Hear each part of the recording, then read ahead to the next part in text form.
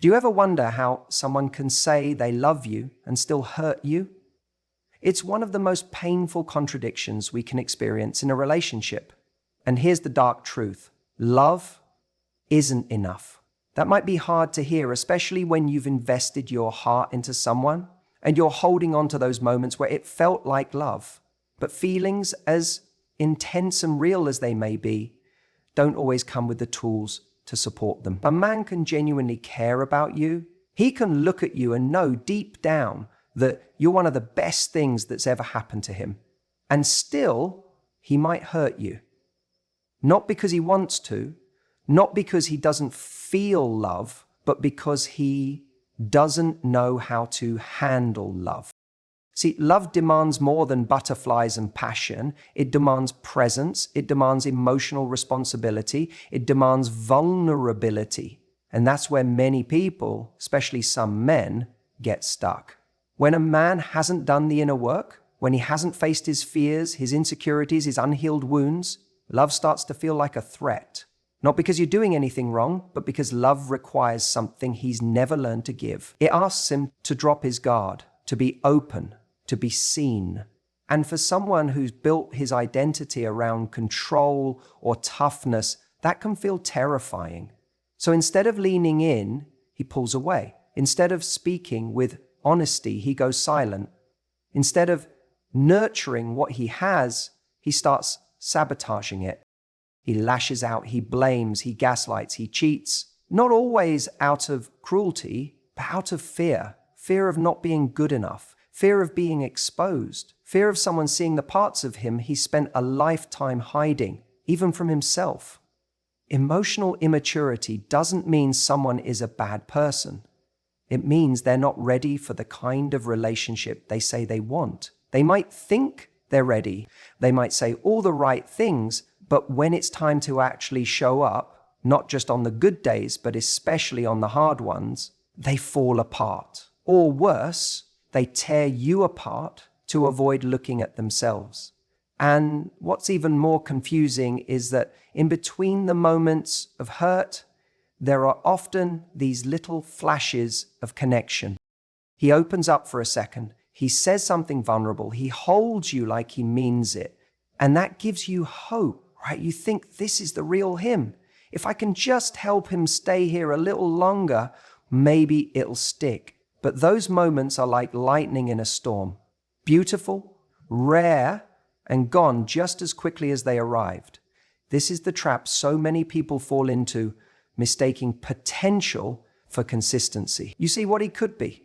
If only he grew up emotionally. If only he faced his demons. If only he stopped running. But let me say something hard and necessary. You're not his therapist. You're not his parent. And you're not the solution to the pain he refuses to face.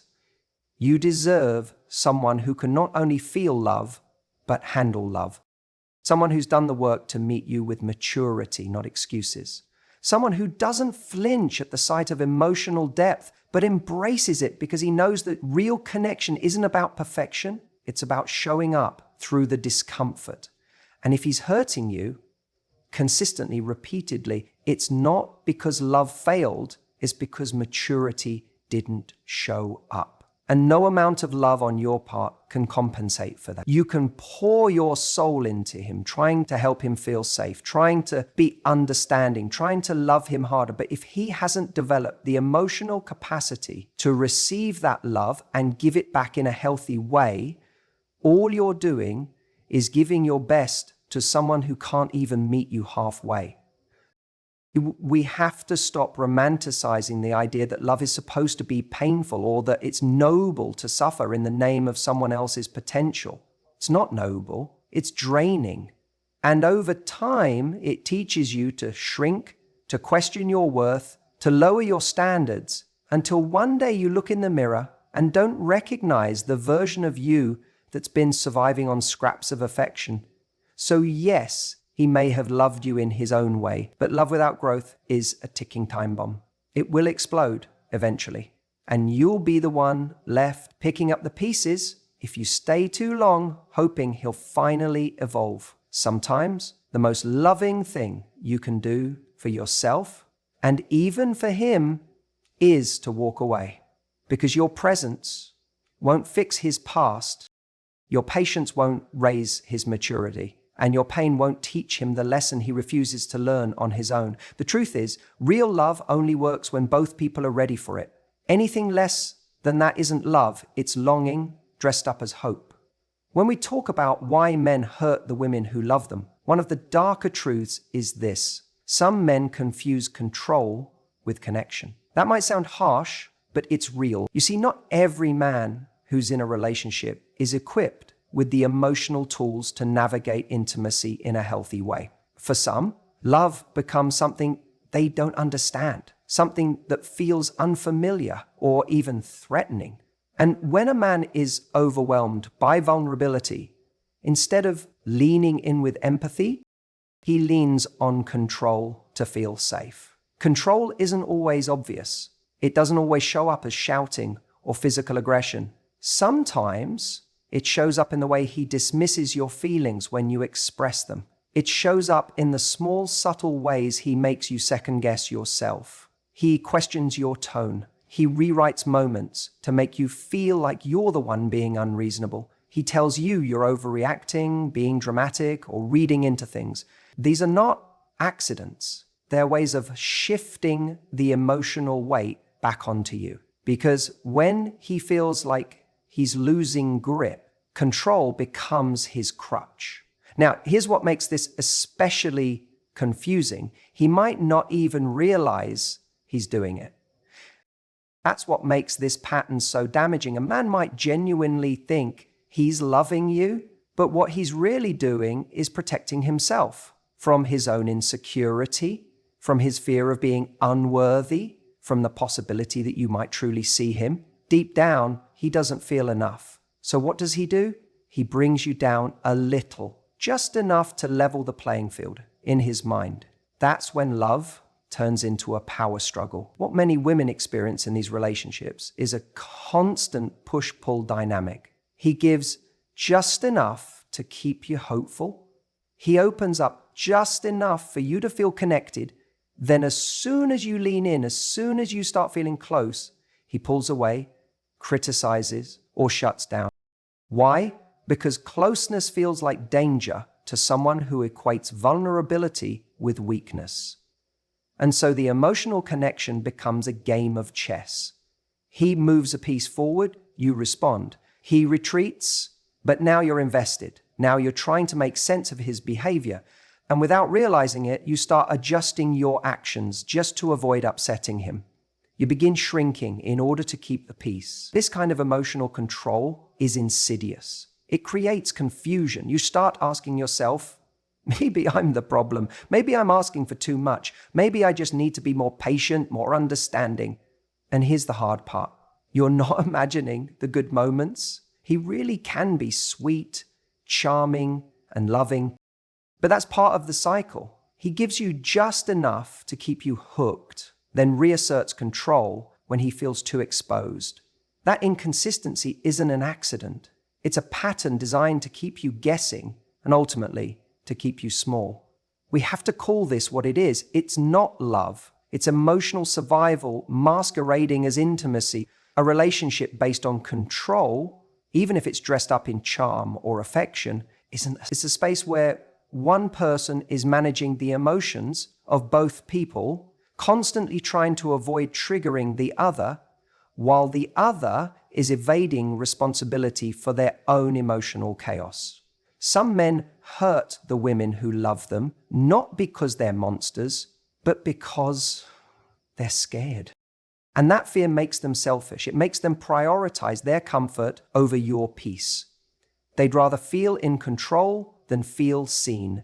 They'd rather keep their ego intact than admit they were wrong. And in the process, they turn love into something painful, something exhausting. And yet, what's heartbreaking is how many women stay in these relationships because they confuse control for care. They think, well, he only acts that way because he loves me so much. Or if he didn't care, he wouldn't get so upset.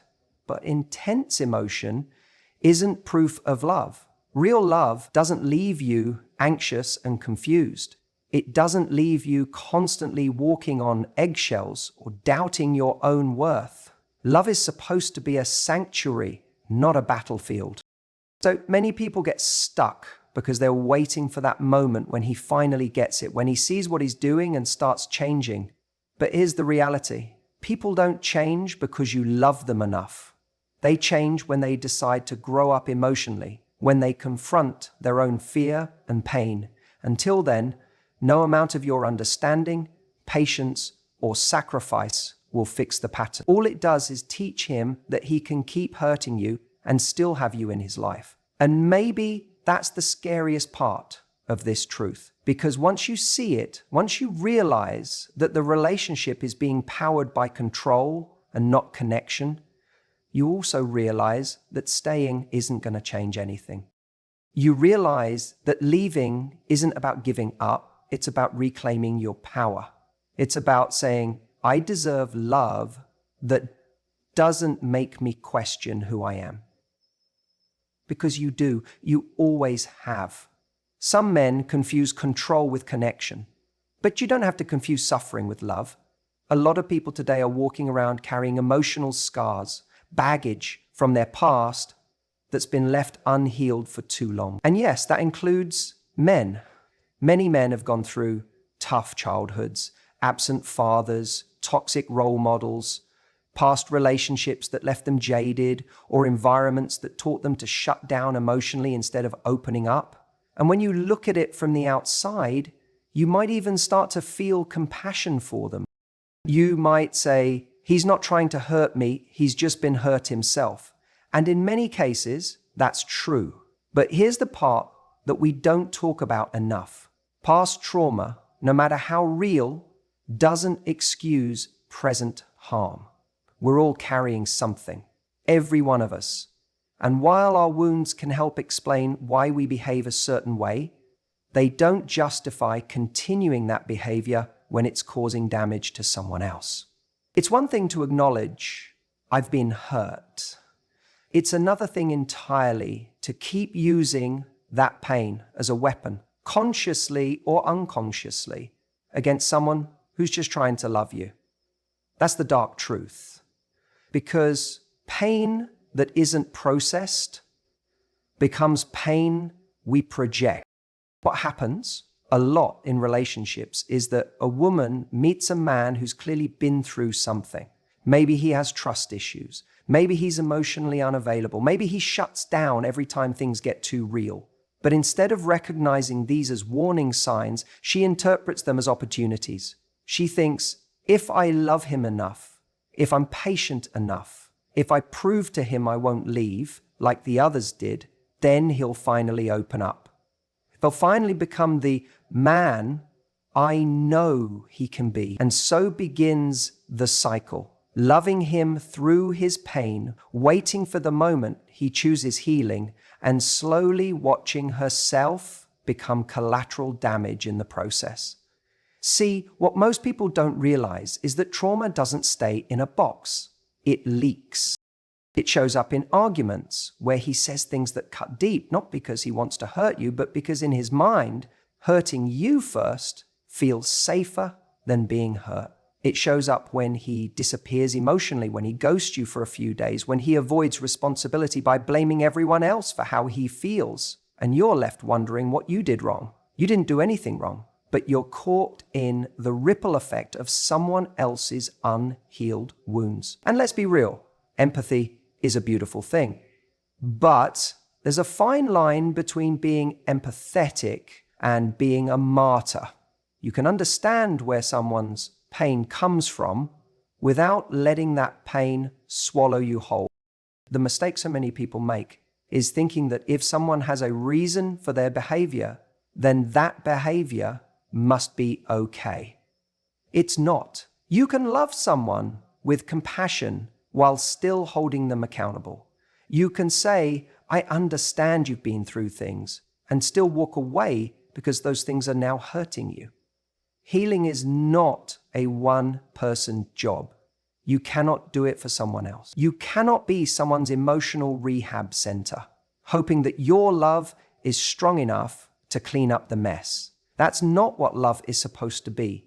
Love should not feel like you're constantly negotiating with someone's wounds. It should not feel like you're tiptoeing around triggers, avoiding hard conversations because you're afraid he'll shut down again. Love should feel safe, it should feel consistent, and if it doesn't, then it doesn't matter how traumatic his past was, he is not ready for the kind of relationship you're offering.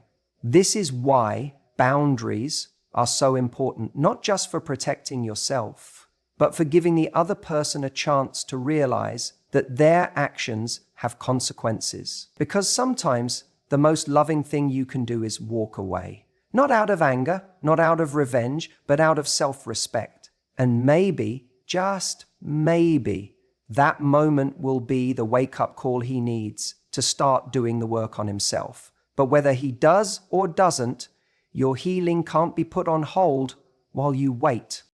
There's a lot of talk out there about being ride or die, about sticking by someone through thick and thin.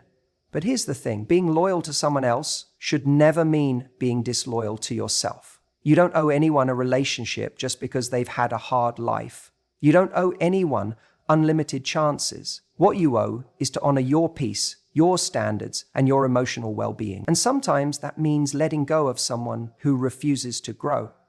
There's this fantasy a lot of people buy into, that if you love someone hard enough, they'll magically transform. But love isn't magic. Love is fuel. And if someone doesn't have the engine to carry that fuel, all the love in the world won't get them anywhere. A lot of women stay in relationships that are hurting them, not because they're weak or naive, but because they see something in the man that no one else sees. They see potential. They see glimpses, tiny windows into who he could be if he just tried a little harder, if he just healed that part of himself, if he just stopped running from love. It's those moments, the rare, beautiful, deeply human moments where he lets his guard down, where he says something vulnerable, where he actually shows up for you in the way you need him to, even if it's fleeting.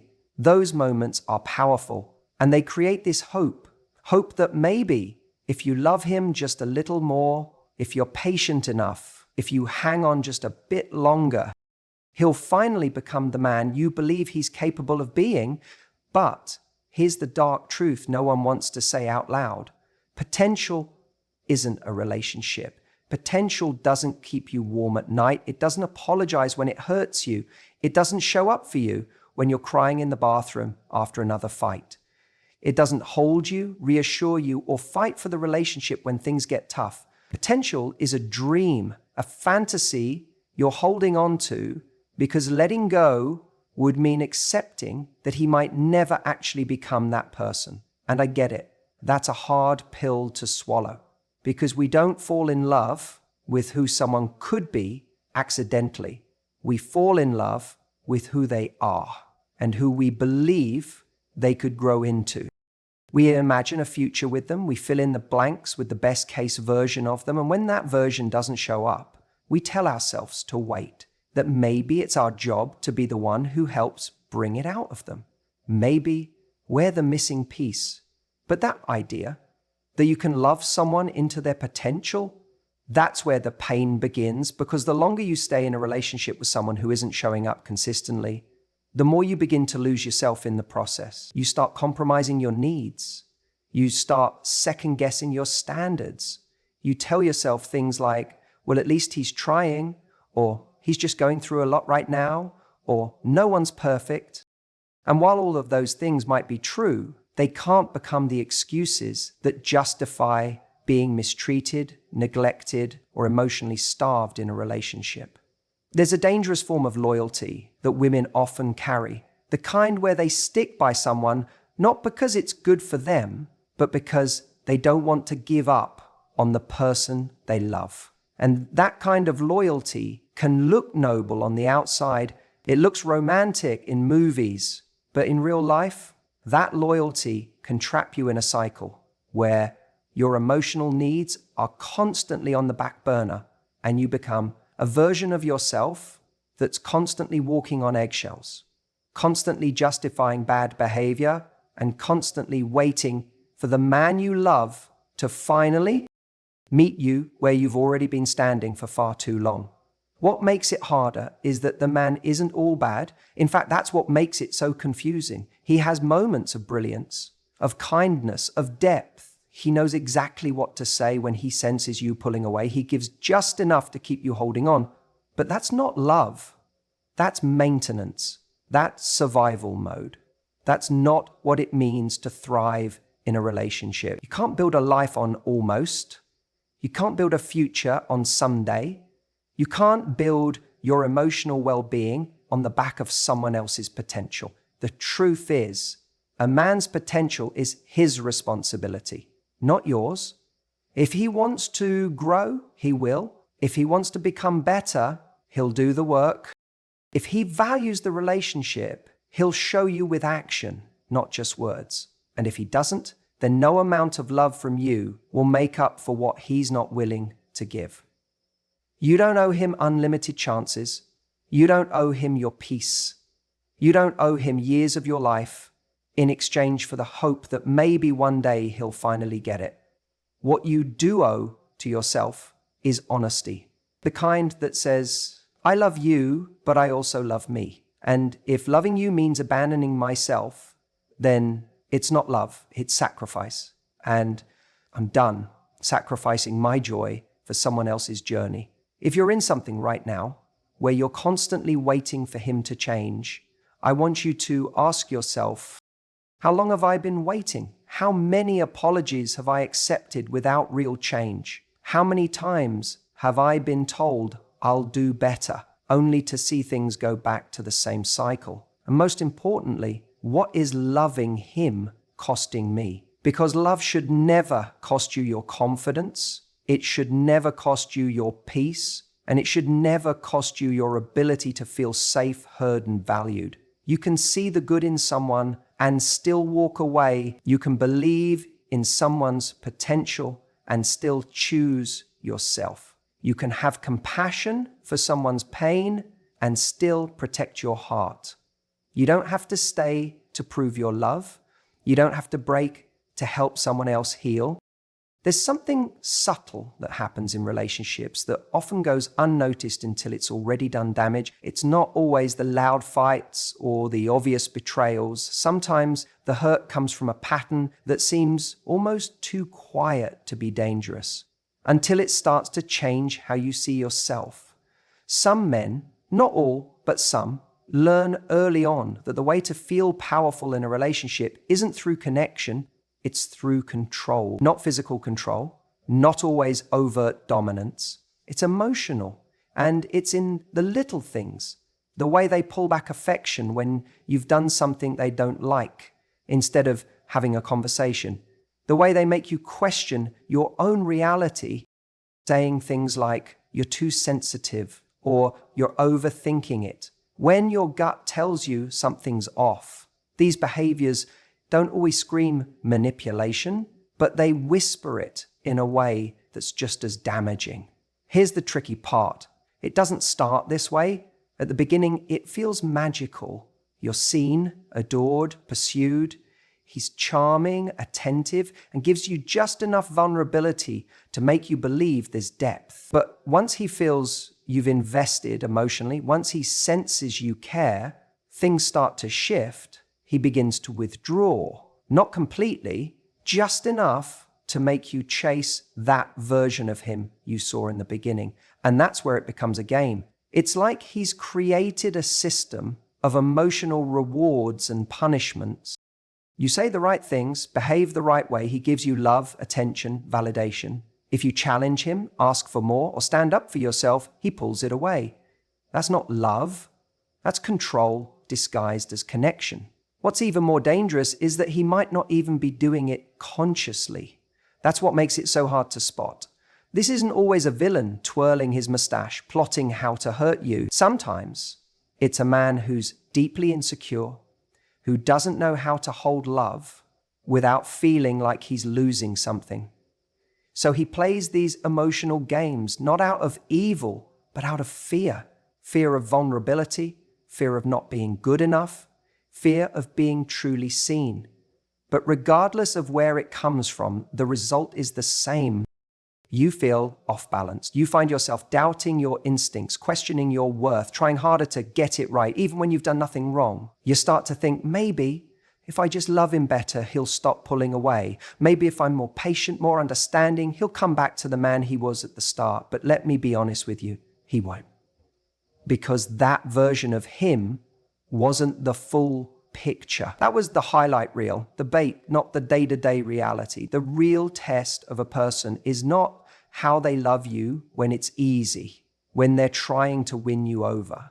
It's how they love you when it's hard, when life gets complicated, when you express needs and boundaries. And if he responds to that with silence, guilt trips, emotional withdrawal, or blame, that's not your fault, and it's not your job to fix. The most painful truth is this: some men hurt women not because they hate them, but because the love they receive makes them feel vulnerable. And rather than lean into that vulnerability, they react by trying to reclaim their sense of control. That could look like passive aggression. It could look like criticizing you more. It could look like hot and cold behavior that keeps you hooked because your heart is still chasing the version of him that made you feel special in the beginning. But here's the reality: you deserve a love that doesn't make you question yourself. You deserve consistency. You deserve clarity. You deserve peace.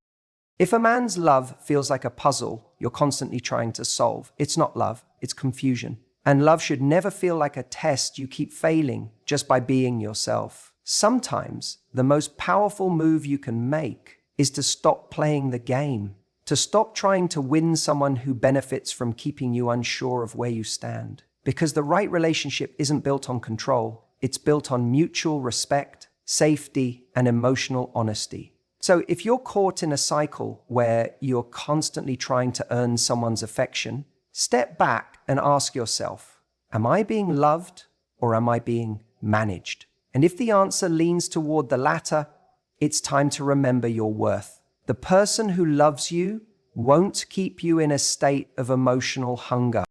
They'll feed the connection with openness, not power plays. You don't have to shrink to be loved. The right person will never make you feel like your emotions are too much or your needs are inconvenient. You're not hard to love. You're just asking to be loved in a healthy way. And that is something you never have to apologize for. You can't heal him with your love. This is the one truth that so many people, especially women, struggle to accept. And I get it. When you care about someone deeply, when you've invested emotionally, physically, mentally in a relationship, it's hard to let go of the belief that if you just love them enough, if you just give a little more, understand them a little better, wait a little longer, they'll change. They'll finally see you. They'll rise to the potential you believe is hiding underneath all the pain, the distance, the excuses, the inconsistency. But here's the thing. We have to stop confusing our capacity to love with someone else's willingness to change. Love is powerful, but it's not a magic wand. Your love can support someone, it can inspire them, it can encourage them when they've already decided to grow, but it cannot create their desire to change. It cannot take responsibility for their healing, and it absolutely cannot fix someone who doesn't think they're broken in the first place. The danger here is that many women end up losing themselves while trying to save someone else. You find yourself walking on eggshells, trying to avoid triggering his moods. You downplay your needs, make excuses for his bad behavior. Tell yourself, he's just going through a hard time, or he didn't mean it, or it's not really that bad. You start to mistake survival in a relationship for strength. But that's not strength. That's slow erosion. That's you setting yourself on fire just to keep someone else warm. We have to stop romanticizing emotional labor. Being patient, being loyal, being ride or die doesn't make you the hero if the person you're giving it all to isn't even in the fight with you. Some men like being saved. They like knowing you'll always be there even after they hurt you, pull away, let you down, because it reassures them they don't have to do the hard work, you're doing it for them. You're doing the heavy lifting, carrying the emotional load of two people while they coast in and out of accountability. And then, when you finally feel drained, when you're exhausted and heartbroken, they'll tell you you've changed, that you're too emotional now, that you're the problem, not because it's true, but because that's what someone says when they don't want to face their part in the damage. That's how they avoid growth, by making your reaction to their mistreatment the issue instead of their mistreatment itself. This is why you can't heal someone with your love, because love to them isn't a wake-up call, it's a cushion. It makes it easier to stay the same, easier to avoid the mirror, easier to delay growth, because they've got you to absorb the impact of their brokenness. And I know what you might be thinking, but I've seen glimpses of who he could be. He's not always like this. And that's the most dangerous part, when someone gives you just enough love to keep you hopeful, but not enough to actually build a secure, fulfilling relationship. Those breadcrumbs of affection, those rare good days, they keep you locked in, because you think, if I just wait a little longer, maybe he'll go back to that version of himself. But that version wasn't the truth. It was the exception, not the rule. And you cannot build a future off of fantasy. You can't love someone into healing. Healing is a choice, and not just a one-time choice. It's a daily, uncomfortable, soul-wrenching process. And if someone hasn't made that commitment for themselves, your love will only frustrate you both. You'll feel unappreciated, and they'll feel pressured. You'll give more and more, and they'll retreat further and further because they never signed up to meet you at that level. So what do? You stop trying to be the cure for someone who doesn't want to be cured. You start protecting your peace instead of proving your worth. You recognize that your love is valuable, but it has to be met with effort, growth, and reciprocity. You don't abandon your heart, but you do stop handing it to people who don't know how to hold it.